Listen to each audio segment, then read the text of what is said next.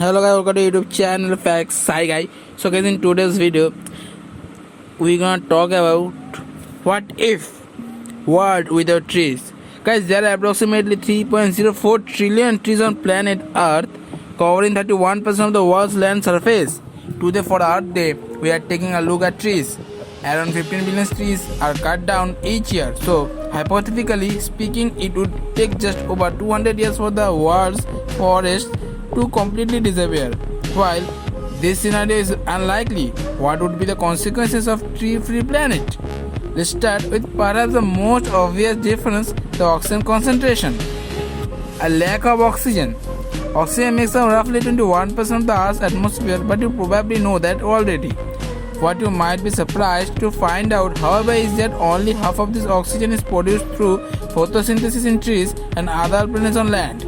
The other half is produced in oceans by microscopic marine organisms called phytoplankton. The environment would be devoid of oxygen if all trees were lost, but the oxygen level would be lower. Would it be sufficient for humans to survive? In 1 year, a mature leafy tree produces as much oxygen as 10 people breathe.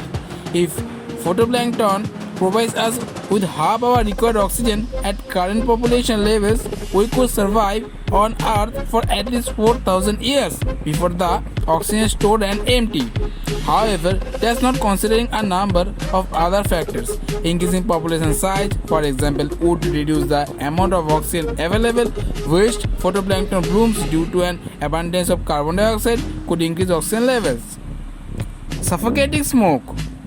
Whilst there may be enough oxygen for humans to survive on Earth, at least to begin with, the air we breathe could still be responsible for our diminution. Like giant fertility trees help to cut down on pollution levels, leaves interact airborne particles and ozone, carbon monoxide, sulfur dioxide and other greenhouse gases are absorbed through the leaves' stomata. In 2012, outdoor air pollution was estimated to cause 3.7 million premature deaths worldwide. Imagine the impact removing these environmental seeps would have on humankind. Air population masks would become a necessity and bottled clean air could come at a premium. Full of hot air. Armed with pollution masks would be climate and temperature still be suitable for us. One important consideration is carbon dioxide. In 1 year, an acre of mature trees soaks up the same amount of carbon dioxide that we produce by driving the average car to 26,000 miles. Since human activities like this increase the normal level of carbon dioxide in the atmosphere, cutting down trees would tip the balance even further, not to mention the enormous amount of the stored carbon that would be released from doing so. Deforestation is already responsible for up to 15% of global greenhouse gas emissions, and you might think that one overwhelming increase in carbon dioxide could result in a much warmer planet. However, the relationship between trees and global temperature is much more complicated. Energy and water fluxes between trees and the atmosphere also play a role, and trees' color, for example, can affect the amount of the sun's energy that is absorbed or reflected. Studies have shown that Europe trees have actually caused a slight increase in regional temperatures since 1750, while transpiration from planets' tropical forests cools the surface temperature. Therefore, whether the temperature becomes too hot to handle could depend on many factors, although a recent study concluded that reducing the forest increases average air surface temperature in all climate zones. Rain check.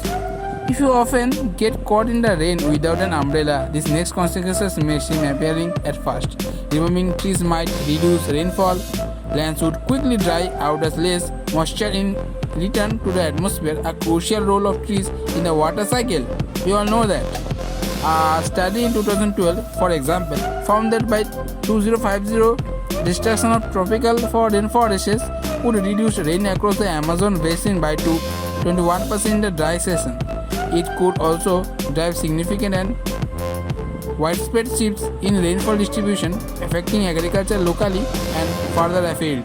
Without trees, we would not only live in a world of widespread drought, but we would likely be exposed to more frequent extreme water events such as flooding when it does rain, in which case our natural, resilient safety buffer would not be there to lessen the blow.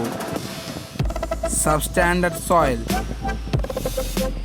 Without trees and roots to hold soil together, erosion would quickly occur and heavily rains would easily wash soil away.